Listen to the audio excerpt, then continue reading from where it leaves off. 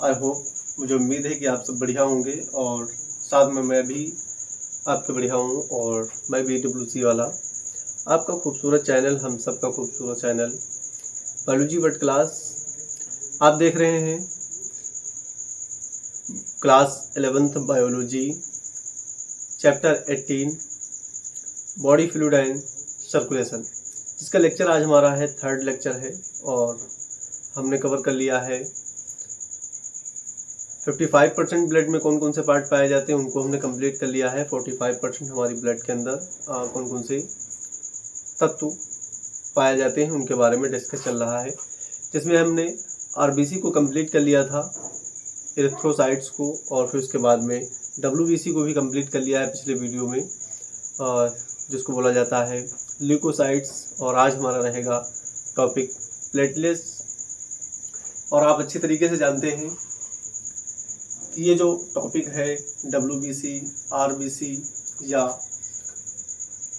Platelets, ये बहुत ही important topic है, क्योंकि जब ब्लड टेस्ट आप किसी का पढ़ेंगे तो सबसे पहले यही 3-4 बातें आपकी उस टेस्ट पे नज़र आएंगी और आपको ऊपर से निकल जाएगा, आपकी समझ में नहीं आएगी। मैं आपका लेवल यहाँ पे था, मैं धीरे धीरे आपके लेवल को बढ़ाता हुआ चलूँगा। इस चैप्टर में मोस्ट इम्पोर्टेंट जितनी बातें होंगी सब आपको मैं पढ़ाऊँगा। और NCERT यानी क्लास 11th की NCERT के बाहर हमको एक भी कदम नहीं निकल के जाना है। जैसे क्या बोलते हैं कि सावधानी हटी तो दुर्घटना घटी। हम किसी स्कूल के टॉपिक के हिसाब से नहीं चलेंगे, हम चलेंगे ऑल इंडिया नीट। जिस प्रकार से क्वेश्चन पूछे जाते हैं, जिस बुक से अधिकतर यानी कि 95% क्वेश्चन जिस बुक से पूछे जाते हैं, हम उस बुक को फॉलो करते हुए चलेंगे और उसको बोलते हैं NCERT। NCERT को रिवाइज किया करें, पढ़ा करें। टॉपिक देखने से पहले उसको 1-2 बार पढ़ लिया करें। जब आपकी समझ में नहीं आएगा तो आपका ब्रेन कहेगा कि इस चीज़ को हमको समझना है। और जब आप अच्छी तरीके से समझेंगे, जब आपकी नहीं समझ में आएगा, बिल्कुल आप परेशान हो चुके होंगे, तब जाकर के कोई लेक्चर सर्च करें बायोलॉजी वर्ड क्लास। और मुझे समझना है ब्लड के बारे में या WBC, RBC कौन कौन से होते हैं। और जैसे ही आप लेक्चर देखेंगे आपकी समझ में आ जाएगा कि ये बात वहाँ पर इसको बोला जाता है, ये ऐसी लाइन है, ये ऐसी लाइन है। और जब आपका लेक्चर ख़त्म हो जाए, और लेक्चर ख़त्म हो जाने के बाद में अगर आप फिर से वही जो है NCERT की बुक चैप्टर खोल के पढ़ेंगे तो आपको इतना इंटरेस्टिंग लगेगा कि जैसे मेरा सब पढ़ा हुआ है पहले से, और आप 1-2 बार पढ़ोगे उसको तो आपको याद भी हो जाएगा। तो NCERT को बिल्कुल सोते जगते हर वक्त अपने पास रखना है, क्योंकि NCERT के बगैर आपका बेड़ा नहीं पार होने वाला है। तो इसलिए NCERT से बिल्कुल चिपक के रहना है, जैसे फेविकोल या फेविक्यू चिपका रहता है।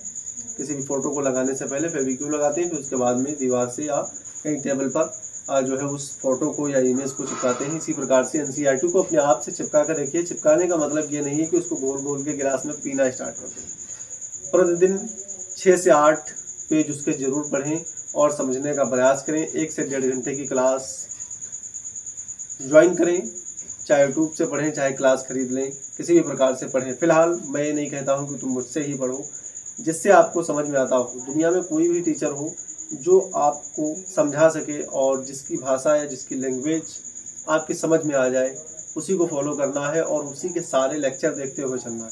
एक ही टीचर को फॉलो करें ताकि आपको हर टॉपिक समझ में आएगा। और NCERT से ये जरूर देख लेना है कि कहीं NCERT के बाहर कहीं गाथा तो नहीं चला रहा है कोई भी टीचर हो या अध्यापक हो, मास्टर हो। अगर NCERT बेस पे आपको पढ़ा रहा है तो बिल्कुल आप उससे जुड़ जाइए और पढ़ना स्टार्ट कर दीजिए। मैं यकीनन कहता हूँ कि आप सर्च कर करके देख सकते हैं, या आप लेक्चर को देख रहे हैं, लेक्चर को देखने के बाद में जस्ट NCERT अपने पास खोल के रख लेना और उससे एक एक लाइन, एक एक वर्ड मिलाते हुए चलेंगे तो आपको भरोसा हो जाएगा कि मैं NCERT के एक भी वर्ड को बाहर से नहीं मैं लेता हूँ। एक आध वर्ड तो हो सकते हैं, लेकिन ये नहीं कि टॉपिक चेंज हो जाए NCERT के बगैर मैं कहीं दूसरे बुक में भटक जाए। ये सारी होती हैं कहानियाँ। और अब हम बात करेंगे आज प्लेटलेट्स की। हमने 3 पार्ट थे जिसमें हमने 45% की बात कर रहे थे, जिसको बोला जा रहा था फॉर्म्ड एलिमेंट। कौन से एलिमेंट थे? Formed elements. इन एलिमेंट से 3 भाग थे, 1, 2 और 3। एक को बोला जाता था आरबीसी, दूसरे को बोला जाता था डब्ल्यूबीसी और तीसरे को बोला जाता था प्लेटलेट्स। तो हमने आरबीसी का डिस्कस कर लिया था, डब्ल्यूबीसी का डिस्कस कर लिया है पिछले लेक्चर में, और आज हम बात करेंगे बिल्कुल प्लेटलेट्स की। अगर आपने नहीं देखा है तो दोनों वीडियो यहाँ पर आपके लगे हुए हैं, आप जाकर के सर्च करें और इसको देख सकते हैं। आरबीसी और डब्ल्यूबीसी को दोनों को अलग अलग प्रकार से समझाया गया है। आरबीसी का काम है कि ब्लड को बनाना, और डब्ल्यूबीसी का काम है हमारे इम्यून सिस्टम को कंप्लीट रखना। और आज का जो टॉपिक हमारा रहेगा प्लेटलेट्स, ये ब्लड का क्लॉट बनाने में बहुत ही मुख्य और इम्पोर्टेंट काम करता है। कि जैसे ही हमारी बॉडी में चोट लग जाए, चोट लगने पे क्या होता है, ब्लड वेसल्स कूच जाती हैं, कट जाती हैं, दब जाती हैं, और उनसे क्या होता है, ब्लड का स्राव होने लगता है, ब्लड का सिक्रेशन होने लगता है। तो वहाँ पर ऐसा कौन सा वो मटेरियल होता है या ऐसा कौन सा पार्ट होता है जो जाकर के उस क्षेत्र को रोक देता है, और थोड़ी देर के बाद में आपका ब्लड वहीं पर स्टॉप हो जाता है और बहना बंद हो जाता है। आप समझ रहे हैं कि मेरे हाथ कट जाने से मैं मिट्टी लगा देता हूँ तो ब्लड रुक जाता है, ऐसा कुछ भी नहीं है। जब तक आपकी बॉडी में ये नहीं होगा, यानी जिसको बोला जाता है प्लेटलेट्स, इसको दूसरे भी नाम से जानते हैं, हम बात करेंगे, डिस्कस करेंगे इसके बारे में। थ्रोम्बोसाइट्स जानते हैं इसको, दूसरे नाम से जानते हैं हम, थ्रोम्बोसाइट्स के नाम से जानते हैं। ये जो पार्ट होता है, यानी कि प्लेटलेट्स बोल रहे हैं या थ्रोम्बोसाइट्स बोलते हैं, ये जो सेल्स होती है ये जाकर के छोटे छोटे टुकड़ों में उस जगह पर जाकर के अटैच हो जाती हैं और बैठ जाती हैं, जिससे वहाँ पर एक जालनुमा संरचना बन जाती है। और उस जालनुमा संरचना को क्या कहते हैं, जैसे मच्छरदानी टाइप। आपके घर में देखे होंगे मॉस्किटो जो जिस जगह पे रहते हैं तो मच्छरदानी ही बोलते हैं उसको। मच्छरदानी टाइप क्या होता है, जालनुमा संरचना बन जाती है, और वहाँ पर जाकर के उस ब्लड वेसल्स के उस कटे हुए भाग को क्या करता है, ये धीरे धीरे धीरे धीरे वहाँ का जाल बना देता है, ताकि ब्लड वेसल्स में जो स्पीड से ब्लड चल रहा है वो ब्लड कहीं बाहर ना निकलना स्टार्ट कर दे। तो ये थ्रोम्बोसाइट्स की जो सेल्स होती हैं ये जाकर के वहाँ पर जाल बना लेती हैं, और जाल बनाने के बाद कुछ देर बाद क्या होता है, वहाँ का ब्लड एकदम से रुक जाता है। तो इसी के बारे में हम डिस्कस करेंगे कि क्या चीज़ होती है और किस किस के बारे में कैसे कैसे इसकी कहानियाँ चलती हैं। प्लेटलेट्स को थ्रोम्बोसाइट्स के नाम से जानते हैं, हम इसको भी लिख दिए हैं। प्लेटलेट्स को दूसरा नाम क्या जानते हैं, इसको हम थ्रोम्बोसाइट्स के नाम जानते हैं।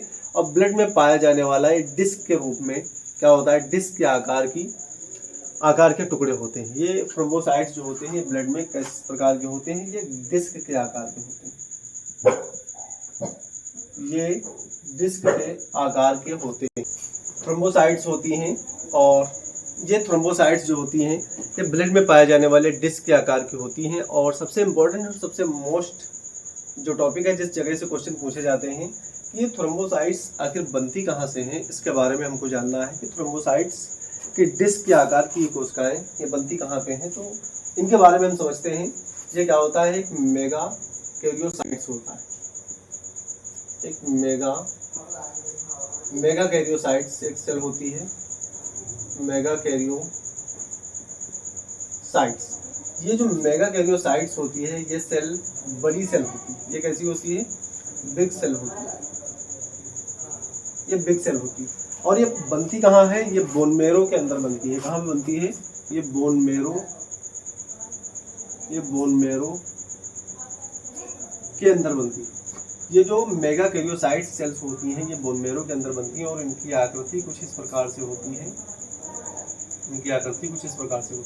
और ये क्या करती हैं, छोटे छोटे टुकड़ों में इस प्रकार से टूट जाती हैं, और ये जाकर के क्या बना लेती हैं, ये थ्रोम्बोसाइट्स की डिस्क बना लेती हैं। ये क्या कर लेती हैं, थ्रोम्बोसाइट्स की डिस्क बना लेती हैं, और ये कोशिकाएं छोटे छोटे टुकड़ों में बढ़ जाती हैं, जिनको हम क्या बोल देते हैं, थ्रोम्बोसाइट्स बोल देते हैं। और थ्रोम्बोसाइट्स का अब हम बात करेंगे मुख्य कार। आपने समझ लिया कि प्लेटलेट्स क्या होता है। प्लेटलेट्स को दूसरे नाम से हम थ्रोम्बोसाइट्स के नाम से जानते हैं, और ये डिस्क के आकार की सेल्स होती हैं। ये किसमें पाई जाती हैं, ब्लड के अंदर पाई जाती हैं। ये जो मेगा कैरियोसाइट्स होता है, यानी कि ये जो थ्रोम्बोसाइट्स सेल होती हैं ये बनती कहाँ से हैं, तो मेगा कैरियोसाइट्स ये बिग सेल होती हैं, यानी कि बड़ी सेल होती हैं, बड़ी कोशिकाएं होती हैं, और ये होती कहाँ पर है, बोन मैरो के अंदर होती हैं। इनमें से छोटे छोटे भाग जो होते हैं ये टूट करके थ्रोम्बोसाइट्स का निर्माण करते हैं या फॉर्मेशन करते हैं। अब इसके बारे में हम बात करते हैं कि थ्रोम्बोसाइट्स का मुख्य कार्य क्या होता है। हमने डिस्कस कर लिया था कि ब्लड का क्लॉट बनाने में, यानी कि ब्लड का यानी रक्त का थक्का बनाने में इसका मुख्य कार्य होता है। तो ये सच आपने सुना है। ये जो थ्रोम्बोसाइट्स की सेल्स होती हैं ये क्या करती हैं, छोटे छोटे डिस्क जो कोशिकाएं होती हैं ये ब्लड का थक्का बनाने में काम करती हैं। जैसे मान लेते हैं कोई लड़का है या लड़की है, किसी के प्यार में वो क्या कर लेता है, अपनी नस काट लिया है, कोई कुछ कर लेता है, कोई एक्सीडेंट हो गया, चोट लग गई, तो इन हादसों में जो होता है तो क्या होता है, वो ब्लड वेसल से ब्लड का बहना स्टार्ट हो जाता है। और जैसे ही ब्लड का बहना स्टार्ट होता है, उनकी बॉडी से तब तक के ब्लड निकलता रहता है जब तक कि ये थ्रोम्बोसाइट्स अपना जाल कंप्लीट ना बना लें। ये जाल कैसे बनाती हैं, ये ब्लड वेसल्स कुछ होती है इस प्रकार से, और यहाँ से ब्लड कट जाए। अब इस ब्लड के कट जाने से यहाँ पर क्या होता है, इस प्रकार से जाल बनाना स्टार्ट कर देती है और धीरे धीरे जाल बना लेंगी। फिर उसके बाद ये ब्लड वेसल्स जो फिर से क्लियर हो जाती है और ये उस जगह को नया निर्माण कर लेती है। ये है थ्रोम्बोसाइट्स का कार्य, मुख्य और इम्पोर्टेंट यही कार्य होता है, क्योंकि ब्लड का क्लॉट बनाने का कार्य किसका होता है, थ्रोम्बोसाइट्स का होता है। जब किसी ब्लड वेसल्स को चोट लग जाती है या कूच जाती है, दब जाती है, मान लेते हैं कोई प्यार किया और फ़ोन पे कह देता है कि मैं अपनी नस काट लूँगा या काट लूँगी। मैं एक पक्ष में नहीं, दोनों पक्षों की बात कर रहा हूँ। जैसे मान लेते हैं, दोनों के बारे में बात करते हैं।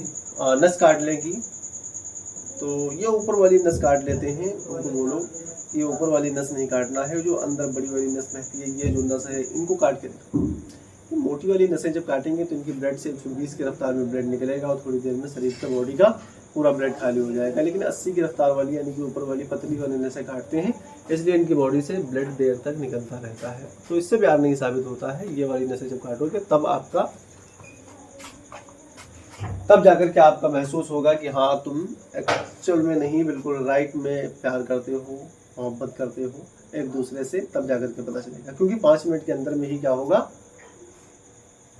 आप शमशान जाने के इंतजाम में हो जाएंगे। कैरियोसाइट्स जो होती हैं ये बोन मैरो में बनती हैं, और आजकल के आपने बकलोला और बकलोलियों को देख लिया होगा।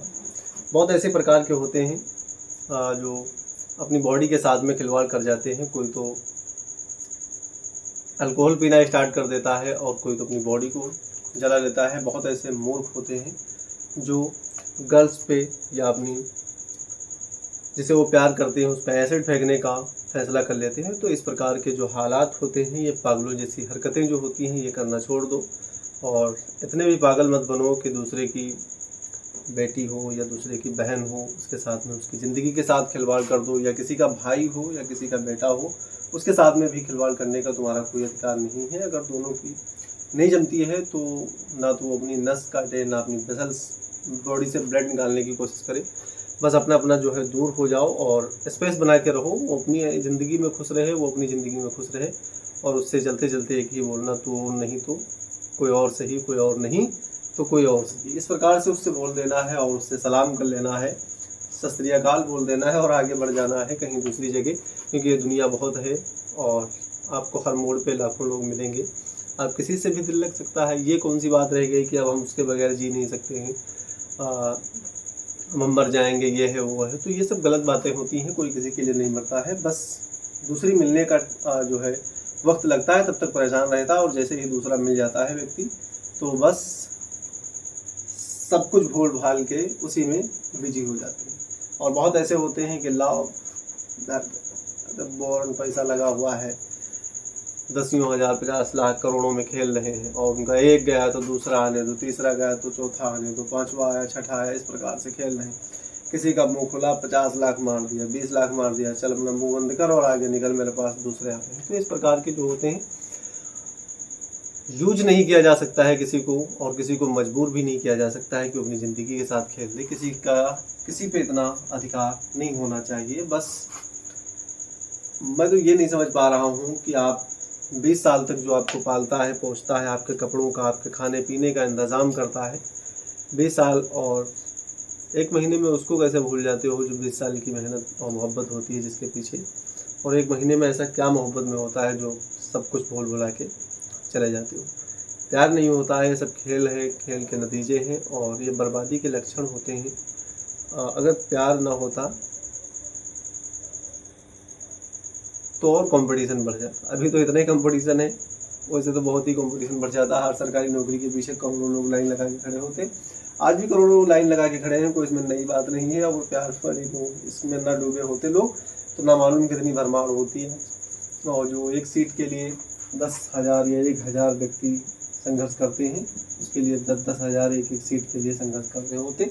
तो जहाँ तक देखा जाए कुछ थोड़ा बहुत ठीक भी है, क्योंकि इसमें कंपटीशन कम हो रहा है और एक्चुअल में हर पेपर का कंपटीशन लिमिटेड होता है, कोई भारी कंपटीशन नहीं होता। लाख यानी 1 लाख तक कंपटीशन होता है और बाकी तो सब कोई मौज में आता है, कोई मस्ती में आता है, कोई किसी प्रेशर में आता है। तो हम कंपटीशन की बात नहीं कर रहे हैं, हम अपने बात कर रहे हैं इसके डिसऑर्डर की बात करते हैं। हमने कंप्लीट कर लिया है डिसऑर्डर जानेंगे।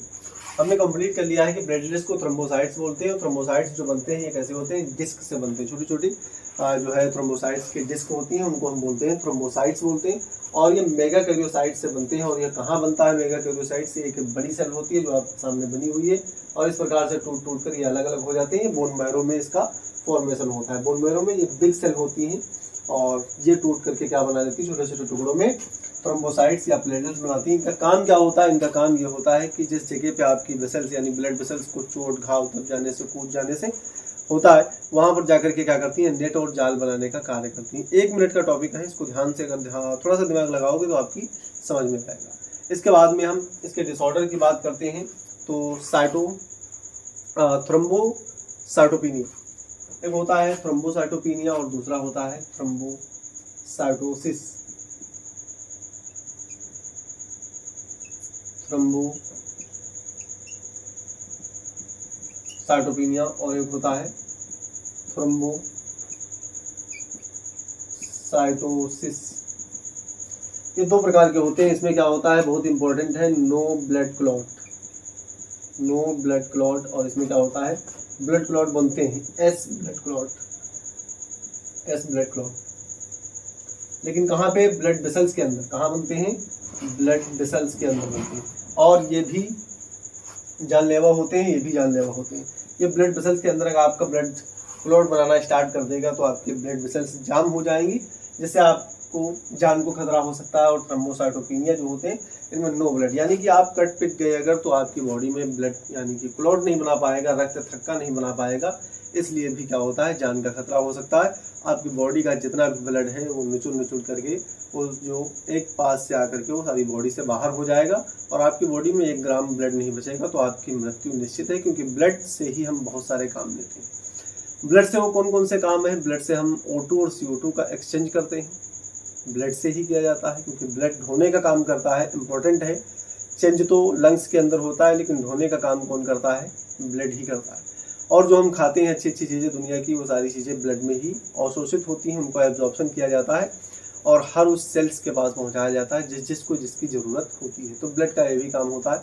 और सबसे इससे ज़्यादा इम्पोर्टेंट अगर हम बात करते हैं तो जो टॉक्सिक पदार्थ हमारी बॉडी के अंदर बनते हैं, यानी कि जहरीले पदार्थ भी बनते हैं हमारी बॉडी के अंदर, ध्यान रखना है, वो हमारी बॉडी से ब्लड ही लेकर के कहाँ जाता है, ग्लोमेरुलस में लेकर जाता है। यानी कि किडनी का एक पार्ट पाया जाता है जिसको ग्लोमेरुलस बोलते हैं, उसमें जाकर के इसका क्या होता है, कैप्सूल।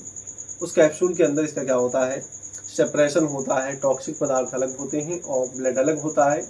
और फिर उसके बाद यूरिन के माध्यम से हमारी बॉडी से ये टॉक्सिक पदार्थ निकाले जाते हैं। तो सारा खेल अगर देखा जाए तो बस ब्लड का ही है, ब्लड एक इम्पॉर्टेंट है। और ब्लड को चलाने वाला एक और है, वो ब्लड को जो चलाने वाला है उसका नाम तो आप जानते ही होंगे, बहुत लोगों का टूटता है, हमने सुना है।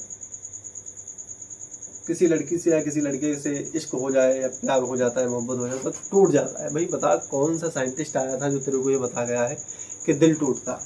दिल कभी नहीं टूटता। दिल में हड्डियां होंगी तभी तो टूटेगा, दिल में हड्डी है ही नहीं। थोड़ा सा समझने की कोशिश कर, जिसने कहा है वो बहुत सोच समझ करके कहा है। दिल टूटता ही नहीं, भर जाता है। किससे? ब्लड से भर जाता है, किसी की चाहत से नहीं, किसी के काम से नहीं, दिल सिर्फ ब्लड से भरता है। और ब्लड एक ऐसी चीज़ है जो ब्लड को ही वो बनाए रखता है, ब्लड से ही उसका रिलेशन रहता है। और हार्ट जो हमारा होता है, जो दिल होता है, ये पूरी बॉडी को ब्लड पंप करता है। तो बॉडी को चलाने, ब्लड को चलाने वाला हृदय होता है। और हृदय को चलाने वाला कौन होता है? एस नोड एक पाया जाता है जो उसमें तरंग उत्पन्न करता है, करंट उत्पन्न करता है, जिससे वो लब डब लब डब चलता रहता है। तो इसके बारे में हम डिस्कस करेंगे आगे आगे।